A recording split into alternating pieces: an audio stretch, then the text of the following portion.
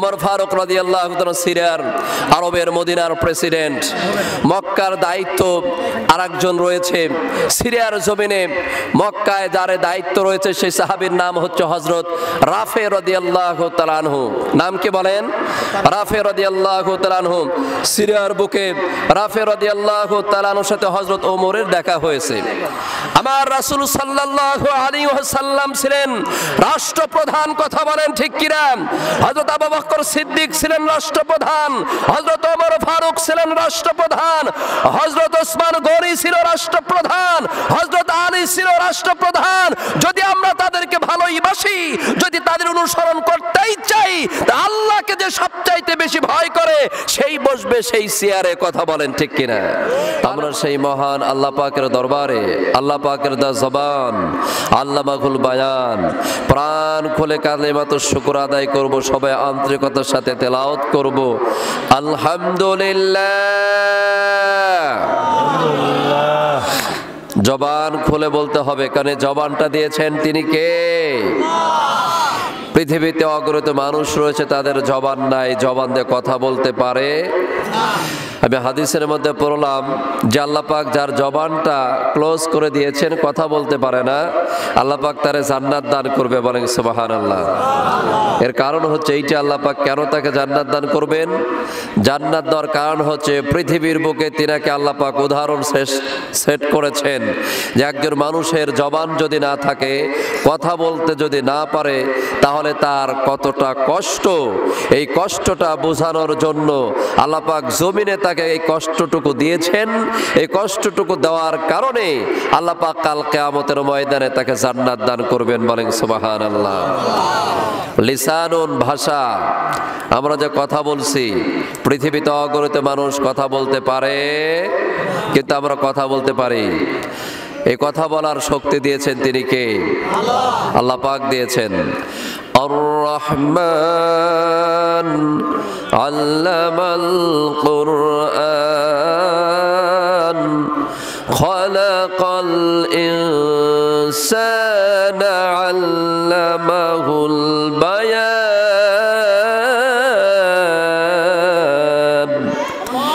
এই যে ভাষা, এটা আবার আল্লাহ পাকের দা নিয়ামত, কথা বলেন ঠিক কিনা? এই জন্য নিয়ামতের শুকরিয়া আদায় করা দরকার আছে না নাই? আল্লাহ পাক বলেছেন আলাম নাজআল্লাহু আইনাইন ওয়া লিসানাও ওয়া শাফাতাইন।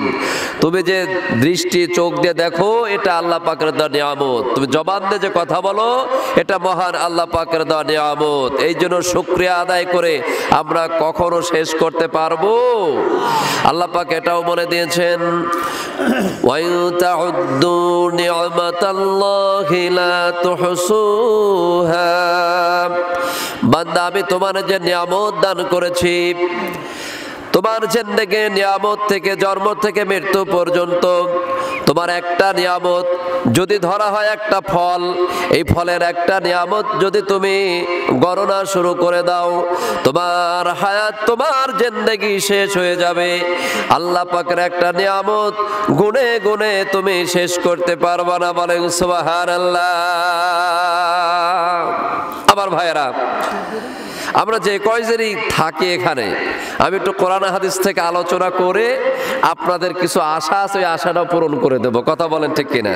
তো আমাকে একটু কথা বলতে দেন, কারণ একটা মাহফিলের হক থাকে।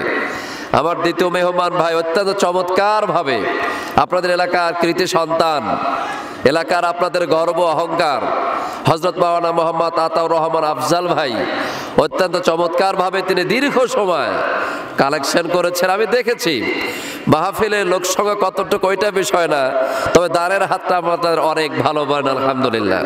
আল্লাহ পাক বরকত দান করুক, কথা বলেন ঠিক কিনা? আমি বলছিলাম বসে থেকে যে আপনার সবাই এলাকার অনেক দানবীর, বলেন আল্লাহ পাক কবুল করুক, বলে আমিন। আপনাদের এলাকার সবাইকেই হযরত আবু বকর সিদ্দিক রাদিয়াল্লাহু তাআলার মতো ইসলামের ত্রাণকর্তা বানিয়ে দিক, বলেন আমিন। আল্লাহ পাক আপনাদের সবাইকে হযরত ওসমান গনি রাদিয়াল্লাহু তাআলার মতো শ্রেষ্ঠ ধনীর মধ্যে অন্তর্ভুক্ত করে নিন, বলেন আমিন। সম্মানিত উপস্থিতি, এটা মহান আল্লাহ পাকের বরকত। আজ আমরা যেখানে বসেছি, এখানে যেই শব্দগুলো বলবেন সেই শব্দগুলোর বরকত আছে না নাই? এখানে তেলাওয়াত হবে আলহামদুলিল্লাহ, এখানে তেলাওয়াত হবে আল্লাহু আকবার, এখানে তেলাওয়াত হবে সুবহানাল্লাহি ওয়া বিহামদিহি সুবহানাল্লাহিল আযীম। কথা বলেন ঠিক কিনা? আমাদেরকে বানিয়েছেন তিনি কে? পাহাড় বানিয়েছেন তিনি কে? জমিন বানিয়েছেন তিনি কে? নদী নালা বানিয়েছেন তিনি কে? পৃথিবীর যত মাখলুকাত বানিয়েছেন তিনি কে? আজ এখানে মাহফিল করতেছি, বসে আছি, এই তৌফিক দিয়েছেন তিনি কে? আমি আপনি কার গোলাম? মহান আল্লাহ পাকের গোলাম। আমার ভাইয়েরা, মহান আল্লাহ পাকের যদি আমরা গোলামি হয়ে থাকি, তাহলে শুকরিয়া যদি আদায় করতে হয়, কার শুকরিয়া আদায় করবেন? পৃথিবীর কোনো মানুষের শুকরিয়া আদায় করা যাবে না, পৃথিবীর কোনো নেতার শুকরিয়া আদায় করা যাবে না, পৃথিবীর কোনো দলের শুকরিয়া আদায় করা যাবে না। যেই মালিক আমাকে আপনাকে বানিয়েছেন, ওই মালিকের গোলামি করতে কারা কারা রাজি আছেন? দুইটা হাত তুলে আল্লাহরে দেখান। লিল্লাহে তাকবীর, লিল্লাহে তাকবীর। হাত নামান। আমার ভাইয়েরা, আমরা মানুষ, আমাদের সৃষ্টিকর্তা আল্লাহ। এটা মহান আল্লাহ পাককে যদি মনিব হিসেবে স্বীকৃতি না দেন, যদি নিজেকে গর্ব করে বলে না আমি হাম আমি তাম, তাহলে পারা হবে না। আপনি আল্লাহ পাকের গোলামি করলেন না। কথা বলেন ঠিক কিনা? আপনাকে নিতে হবে, আপনাকে জানতে হবে। নামাজ আগে আল্লাহ পাক ফরজ করে দেয় নাই। নামাজ ফরজ হয়েছে মক্কা থেকে মদিনায় যখন আমার রাসূল চলে গেলেন, তারপর আল্লাহ পাক নামাজ ফরজ করে দিয়েছেন। কিন্তু আল্লাহ পাক এই জমিনটাকে ঠিক করার জন্য আমার মালিক সর্বপ্রথম ওহী নাযিল করে দিয়েছেন আল কোরআন। কথা বলেন ঠিক কিনা? তাফসীরুল কোরআন লেখেননি, ঠিক আছে, কিন্তু আলোচনা হবে তাফসীরুল কোরআন মাহফিকে। এই কথা বলেন ঠিক কিনা? মুআফিক হবে ওইটাই। মাহফিলের যেটা হক আছে, সেই হক আমরা আদায় করব। কথা বলেন। আমার ভাইয়েরা, সম্মানিত উপস্থিতি, আমরা কথা বলবো মহান আল্লাহ পাকের কালাম থেকে। কোথায় থেকে বলেন? বাপ দাদার কোনো সম্পত্তি, বাপ দাদার কোনো কালাম থেকে নয়, বাপ দাদার কোনো কথা থেকে নয়। বাপ দাদার গল্প অনেক শুনেছি, এখন আমরা শুনবো কোরআনের আওয়াজ, এখন শুনবো আমরা কোরআনের কথা। কোরআন যেটা বলেছে মুসলিম সেই কাজটাই করবে। কথা বলেন ঠিক কিনা? কোরআনের বাহিরে কোনো মুসলমান অগ্রসর হবে না। আমার ভাইয়েরা, কোরআন মানতে রাজি আছেন? কোরআন মানতে যদি কৃপণতা থাকে, কোরআন মানতে যদি আপনার সমস্যা হয়, আমি মনে করব আপনার ভেজাল আছে, আপনার ইমানের ভেজাল আছে। আপনি দুনিয়া লোভী, আপনি ক্ষমতা লোভী, আপনি চেয়ার লোভী, আপনার ইমানের ঘাটতি আছে। কথা বলেন ঠিক কিনা? আপনাকে রিটার্ন আবার তওবা করতে হবে, তওবা করে আপনাকে আবার মুসলিম হতে হবে। কথা বলেন ঠিক কিনা? আমার ভাইরা, বিগত 17টি বছর, কতটি বছর বলেন? বিগত 17টি বছর কোরআনের তাফসীর মাহফিল আমরা করতে পারি নাই। বিভিন্ন জায়গাতে মাউথ পৃষ্ঠা কেড়ে নিয়েছে। কথা বলেন ঠিক কিনা? বিগত দীর্ঘদিন আমরা কোরআনের সঠিক কথাগুলো উপস্থাপন করতে পারি নাই। আপনাদের ব্যথা লাগে না? শিখবেন কবে থেকে, জানবেন কবে থেকে? দীর্ঘদিন ধরে পৃথিবীর কোনো ইতিহাসে এমন নাই, পৃথিবীর ইতিহাসে একটাই মানচিত্র, লাল সবুজের এই পতাকাতে সবচাইতে বেশি ওলামায়ে কেরামরা লাঞ্ছিত হয়েছে, ওলামায়ে কেরামরা অপমানিত হয়েছে। কথা বলেন ঠিক কিনা? মন খারাপ করলেন? কষ্ট পেলেন? হ্যাঁ, কষ্ট পান নাই? আমার ভাইরা, তাহলে পারে যেই কিতাব দিয়ে আমাদেরকে আল্লাহ পাক পাঠিয়ে দিয়েছেন জমিন, কিতাব আমাদের থেকে এখান থেকে শিখতে হবে। কথা বলেন ঠিক কিনা? ওই কিতাব থেকে আমাদের ভালোবাসা অর্জন করতে হবে।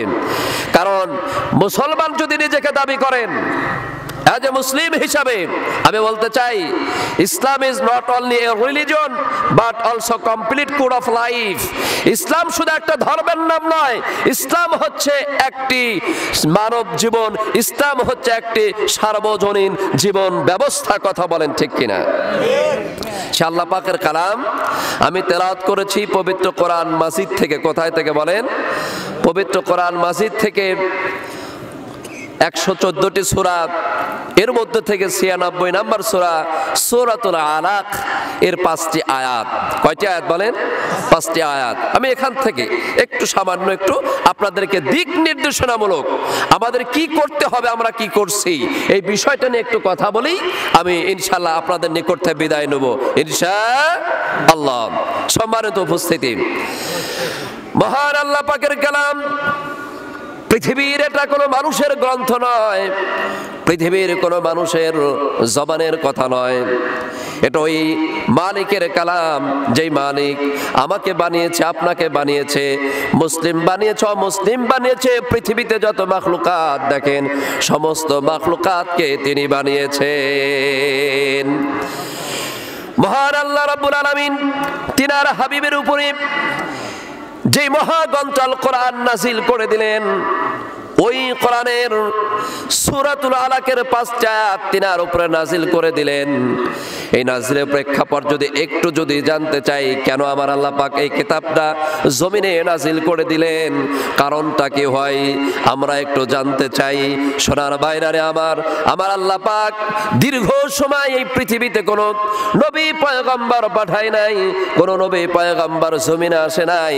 নবী যদি না থাকে তাহলে পৃথিবীটা অন্ধকারে নিমজ্জিত হয়ে যায়। অনুরূপ ভাবে নবী এখন নাই, ভাই আমার বন্ধু আমার, ওলামায়ে কেরাম যদি জমিনে যদি না থাকে তাহলে পৃথিবীটা অন্ধকার হয়ে যাবে। মানুষ অন্ধকারের ভিতরে জীবন যাপন করবে, এই জমিনের মানুষ পাপাচারের ভিতরে জীবন যাপন করবে যদি দাওয়াতি লোক যদি জমিনে না থাকে। কথা বলেন ঠিক কিনা? জীবনে কোরআনটাই পড়তে পারে না, ওই মানুষটার দ্বারা জমিনে ইসলামের কাজ হবে? আমরা পার্লামেন্টে দেখেছি এমনও মানুষ আমাদের বাংলার জমিনে পার্লামেন্টের সদস্য হয়েছে, বাংলাটাই পড়তে পারে না। কথা বলেন ঠিক কিনা?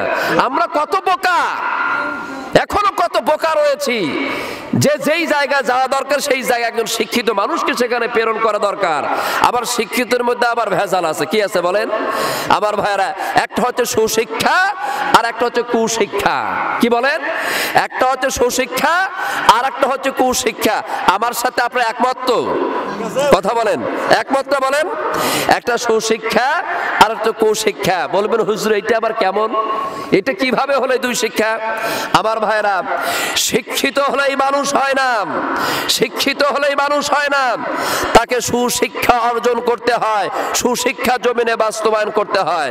সুশিক্ষা যদি থাকতো জেহেনের ভিতরে, তাহলে এই বাংলার জমিনে আমার ভাইয়েরা পৃথিবীর ইতিহাসে এমন কোন নজির নাই যেই দেশের ভিতরে একই সাথে একই সঙ্গে পার্লামেন্টের 350 জন সদস্য বাংলার জমিন থেকে হারিয়ে যায়। কথা বলেন ঠিক কিনা? হয় কেন? তারা তো আমাদের আপন মানুষ। কথা বলেন ঠিক কিনা? হারিয়ে গেল কেন? হারিয়ে যাওয়ার একমাত্র কারণ হচ্ছে এই জমিনে মানুষের পকেট থেকে মানুষের মানবাধিকার, মানুষের জীবনের যে অধিকার রয়েছিল সেগুলো থেকে তারা এতটাই জুলুম করেছে, এতটাই চুরি করেছে, এতটাই পাপের কাজ করেছে, সেই পাপের কাজের কারণে আজ আমাদের মাঝ থেকে তারা হারিয়ে গেছে। এটা দুঃখজনক না? কথা বলেন ঠিক কিনা? এটা কষ্টকর কিনা বলেন?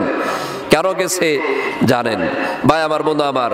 বুকে যদি সাহস থাকতো তাহলে বুক ফেলিয়ে চোরের মতো নয়, সামনের বুকের সামনে দাঁড়িয়ে আমি কারো ক্ষতি করি নাই, আমি কারো অন্যায় করি নাই, বাংলার জমিনেই বুকটা বিছিয়ে দিত। কথা বলেন ঠিক কিনা?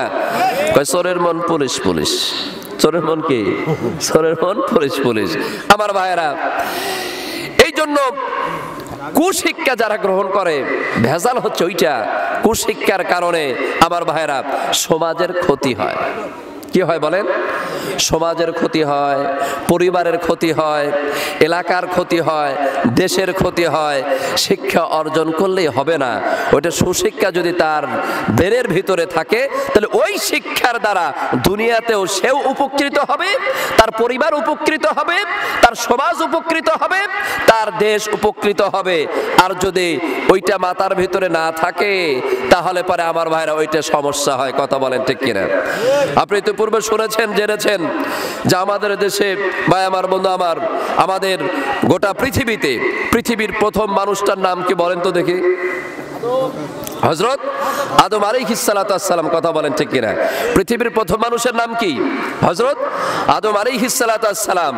তার উপরে ভিত্তি করে অথবা যেখান থেকে হোক না কেন আমাদের দেশে একটা ডিজিট করা হতো, গণনা করা হতো, যেটাকে বলা হয় আদম শুমারি। ছিল না ভাই? আদম শুমারি। কথা বলেন ঠিক কিনা? এই কিছুদিন পূর্বে, কয়েক বছর পূর্বে মিডিয়াতে কিছু দালাল বসে থাকে। কারা বসে থাকে? মিডিয়াতে কিছু নাস্তিক বসে থাকে, মিডিয়াতে কিছু বেয়াদব বসে থাকে। তারা ডিসিশন নিল না, আদম শুমারি যদি বলা হয় তাহলে পরে সেখানে আদি পিতা আদমের গন্ধ পাওয়া যায়। বোঝেন নাই? আদম সুমারে যদি থাকা হয় তাহলে পৃথিবীর প্রথম মানুষ আদম, তিনার গন্ধ পাওয়া যায়, তাহলে মৌলবাদের গন্ধ পাওয়া যায়, হুজুরের গন্ধ পাওয়া যায়, ইসলামের গন্ধ পাওয়া যায়। ইসলামের গন্ধ যেহেতু পাওয়া যায়, সুতরাং ওই জায়গায় এই নামটার দরকার নাই, এই নামটা এখান থেকে মুছে নাম রেখে দাও আপনার হচ্ছে জনশুমারি। কত বড় হারামি, চিন্তা করছেন?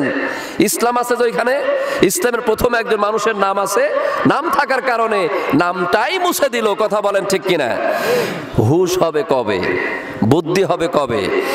প্রত্যেকটা মুসলমান উম্মতে মুহাম্মাদের দায়িত্ব এবং কর্তব্য হচ্ছে কি? দায়িত্ব এবং কর্তব্য হচ্ছে ইসলামকে হাঁটি হাঁটি পা পা করে সামনের দিকে অগ্রসর করে নেওয়া। কথা বলেন ঠিক কিনা? ইসলাম অগ্রসর হোক, ইসলাম অগ্রসর হচ্ছে। এই রাস্তায় যদি এক জাররা পরিমাণ কেউ যদি প্রতিবন্ধকতা সৃষ্টি করে, তাহলে সে কোরআনের বিরোধিতা করলো, তাহলে সে আমার রাসূলের বিরোধিতা করলো, সরাসরি সে আল্লাহর বিরোধিতা করলো। কথা বলেন ঠিক কিনা? তবে সমস্যা নাই, কি নাই? সমস্যা নেই। কারণ ইসলাম কার দেওয়া বলেন তো দেখি? ইসলাম কার দেওয়া? ইসলাম কারো বাবার দেওয়া? ইসলাম কারো স্বামীর দেওয়া? ইসলাম হচ্ছে কে দিয়েছেন? আল্লাহ পাক। পৃথিবীর প্রথম মানুষ, তিনার ধর্মের নাম কি ছিল বলেন? ইসলাম। তাহলে সনাতন ধর্ম কি ধর্ম বলেন? সনাতন মানে তো পুরাতন, নাকি বলেন? তো পুরাতন যদি বলা হয়, আমার ভাইরা, পুরাতন ধর্মের নাম কি? ইসলাম ধর্ম। কি বলেন? পৃথিবীর প্রথম মানুষ আদম আলাইহিস সালাতু ওয়াস সালাম, তাহলে তিনার ধর্মের নাম হচ্ছে ইসলাম। তাহলে সনাতন ধর্ম পৃথিবীতে যারা বলছে, এটা মিথ্যা কথা বলছে। কথা বলেন ঠিক কিনা? ইন্নাদ-দীনা ইনদাল্লাহিল ইসলাম।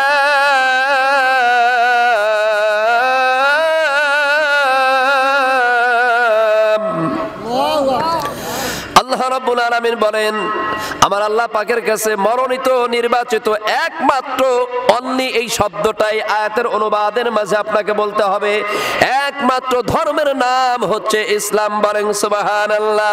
অপর জায়গা বলে দিলেন, ওমাইয়াবতাগি গায়রাল ইসলামি দীনান ফালাই ইউকবালা মিনহু ওয়া হুয়া ফিল আখিরাতি মিনাল খাসিরিন।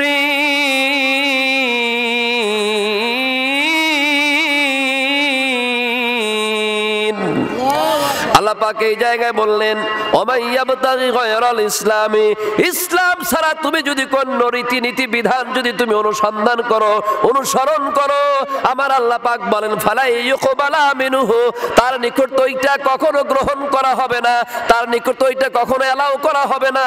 কেউ যদি ইসলাম ছাড়া অন্য কোন রীতিনীতি বিধান জমিনে যদি কেউ বাস্তবায়ন করতে চায়, জমিনে কেউ যদি গ্রহণ করে নিতে চায়, আমার আল্লাহ রাব্বুল আলামিন বলে দিলেন সে জমিনে লাঞ্ছিত হবে, দুনিয়াতেও ক্ষতিগ্রস্ত হবে, সে আখিরাতের ময়দানেও ক্ষতিগ্রস্তের মাঝে পড়ে যাবে। আমরা কি ক্ষতিগ্রস্তের মাঝে পড়তে চাই, না আমরা সফলতার মাঝে পড়তে চাই? সফলতা, সফলতা আছে সেখানে, ইসলাম আছে যেখানে। সফলতা নাই সেখানে, ইসলাম নাই যেখানে। কথা বলেন ঠিক কিনা? আমার ভাইরা, এই জন্য মহান আল্লাহ রাব্বুল আলামিন, পৃথিবীটা ঘোর অন্ধকার, অমানিসা, আলো বলতে কিছু নাই। 570 বছর এই জমিনে কোনো ইসলাম নাই, ঈমান নাই। জমিনকে ঠিক করবার জন্য, জমিনকে সাইজ করবার জন্য আমার ভাইরা, পৃথিবীতে যেমন পার্লামেন্ট রয়েছে, পার্লামেন্টের সদস্যরা মিলে যেমন সিদ্ধান্ত গ্রহণ করে, আমার আল্লাহ পাকের আরশে মহল্লায় সেখানে তিনি পার্লামেন্টে একটা সিদ্ধান্ত নিলেন। মানে আল্লাহু আকবার, কি নিলেন? সিদ্ধান্ত নিলেন। কি সিদ্ধান্তটা আমার আল্লাহ পাক কোরআন পাকের মাঝে জানিয়ে দিয়েছেন, ইয়া আইয়ুহান নাসু ক্বাদ জাআকুম বুরহানুম মির রাব্বিকুম ওয়া আনজালনা ইলাইকুম নূরাম মুবিনা। আমার আল্লাহ পাক এখানে ইমানদারদেরকে ডেকে বলে নাই, পৃথিবীর সমস্ত মানুষদেরকে তিনি ডেকে বললেন। কাদেরকে ডেকে বললেন?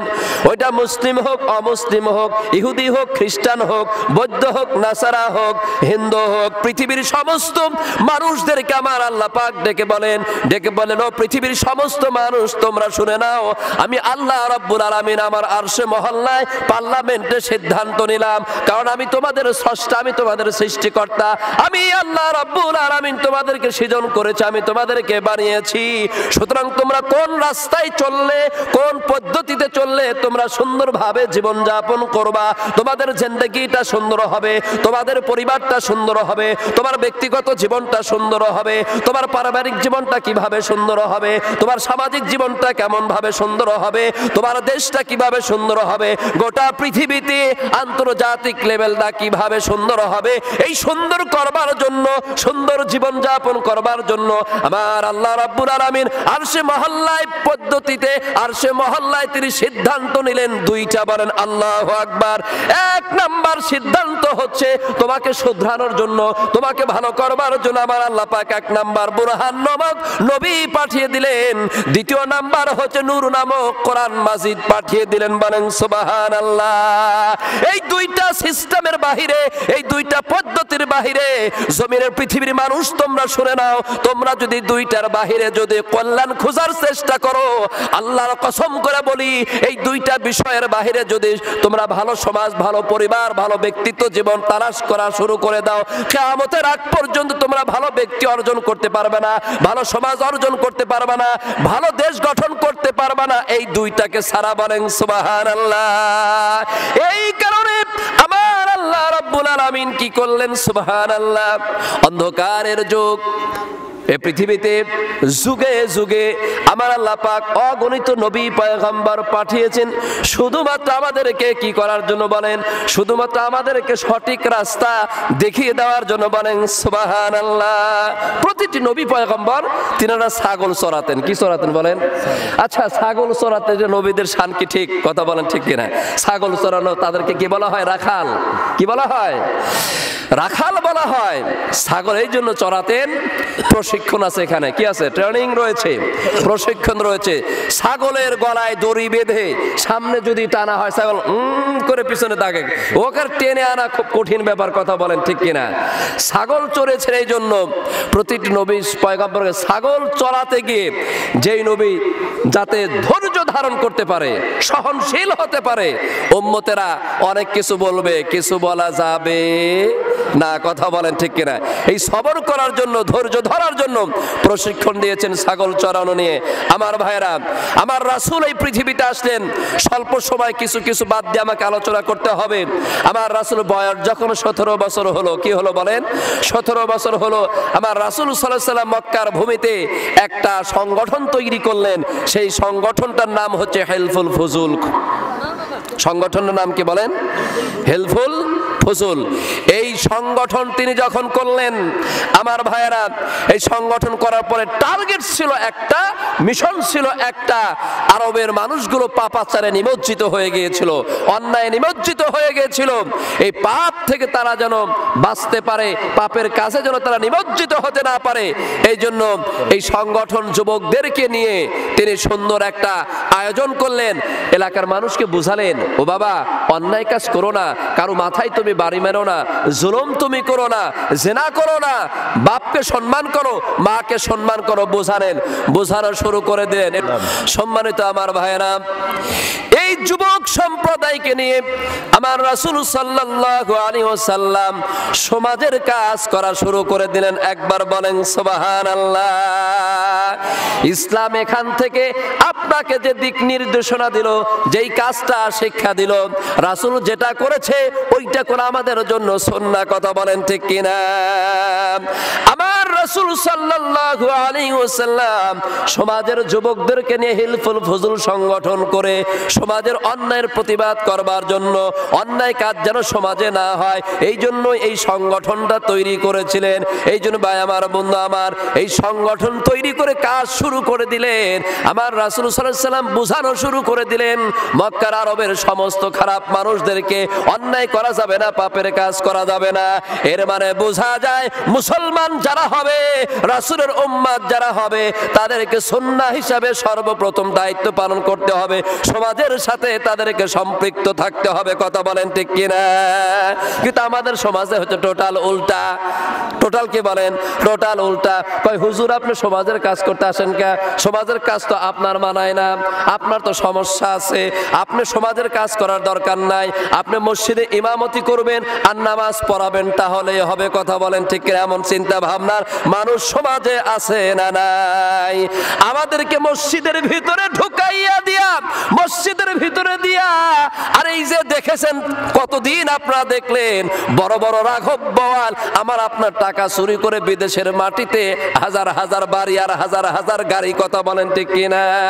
হুজুর মসজিদের ভিতরে থাকেন, সমাজের সমস্ত মানুষের যত টাকা পয়সা যাতে আমরা চুরি করে খেতে পারি, পৃথিবীর যত পাপের কাজ আছে সমস্ত পাপের কাজ যেন আমরা করতে পারি। কোন বিচারালয়, বিচার যেখানে হয় সেখানে হুজুর আপনার আসা ঠিক না, কি না বলেন? কয় হুজুর আপনি এখানে আসছেন কেন? বিচারের জায়গায় আপনি থাকবেন কেন? আমি বলি কেন বিচারের জায়গায় আমরা থাকতে পারবো না কেন? কয় না, আপনারা আলেম মানুষ, আপনারা হুজুর মানুষ, এখানে আসা দরকার নাই। তার মানে তোমাদের মাঝে কি আছে? ভেজাল আছে। কথা বলেন ঠিক কিনা? আমার ভাইরা, আমার রাসূল সাল্লাল্লাহু আলাইহি ওয়াসাল্লাম ছিলেন রাষ্ট্রপ্রধান। কথা বলেন ঠিক কিনা? হযরত আবু বকর সিদ্দিক ছিলেন রাষ্ট্রপ্রধান, হযরত ওমর ফারুক ছিলেন রাষ্ট্রপ্রধান, হযরত ওসমান গনি ছিল রাষ্ট্রপ্রধান, হযরত আলী ছিল রাষ্ট্রপ্রধান। যদি আমরা তাদেরকে ভালোবাসি, যদি তাদের অনুসরণ করতেই চাই, তা আল্লাহকে যে সবচাইতে বেশি ভয় করে সেই বসবে সেই চেয়ারে। কথা বলেন ঠিক কিনা? তাহলে পরে অন্তত পক্ষে চুরি হবে না। কি হবে না বলে? অন্তত পক্ষে চুরি হবে না, অন্তত পক্ষে কি অন্যায় কাজ কম হবে। কথা বলেন ঠিক কিনা? এখন আসেন আমার ভাইরা, আপনারা সবাই হযরত ওমর ফারুক রাদিয়াল্লাহু তাআলা আনহুর নাম শুনেছেন। তিনি খলিফাতুল মুসলিমিন ছিলেন। কি ছিলেন? খলিফাতুল মুসলিমিন। হযরত ওমর ফারুক রাদিয়াল্লাহু তাআলা আনহু অর্ধ জাহানের খলিফা। গোটা পৃথিবীর অর্ধেক তিনার কথায় উঠতো আর বসতো। বলেন সুবহানাল্লাহি বিহামদি সুবহানাল্লাহিল আযীম। ওমর ফারুক রাদিয়াল্লাহু তাআলা সিরিয়ার আরবের মদিনার প্রেসিডেন্ট। মক্কার দায়িত্ব আরেকজন রয়েছে সিরিয়ার জমিনে। মক্কায় যার দায়িত্ব রয়েছে সেই সাহাবীর নাম হচ্ছে হযরত রাফে রাদিয়াল্লাহু তাআলা আনহু। নাম কি বলেন? রাফে রাদিয়াল্লাহু তাআলা আনহু। সিরিয়ার বুকে রাফে রাদিয়াল্লাহু তাআলা আনহুর সাথে হযরত ওমরের দেখা হয়েছে। খলিফাতুল মুসলিমিন হযরত ওমর ফারুক রাদিয়াল্লাহু তাআলা আনহু নাফেকে প্রশ্ন করল, নাফে তুমি কেন মক্কার দায়িত্ব বাদ দিয়ে তুমি এই সিরিয়াতে আমার সাথে দেখা হয়ে গেল? তোমার তো এই সময় তো থাকার কথা ছিল। মক্কার শাসনকর্তা তুমি, মক্কার ওলি তুমি, তোমার তো ওই জায়গায় থাকার কথা ছিল। ওই জায়গায় না থেকে তুমি আমার পাশে তোমাকে দেখছি, অথচ এই সময়টুকুতে মক্কার দায়িত্ব কে বা কারা পালন করতেছে আমি একটু জানতে চাই।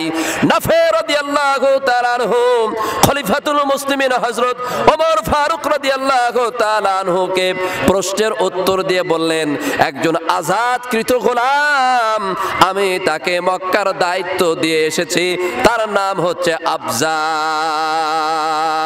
ওমর ফারুক রাদিয়াল্লাহু তাআলা আনহু আশ্চর্য হয়ে গেল, একজন আজাদকৃত গোলামকে তুমি মক্কার দায়িত্ব দিয়ে এসেছো, এটা তো তুমি ঠিক করো নাই।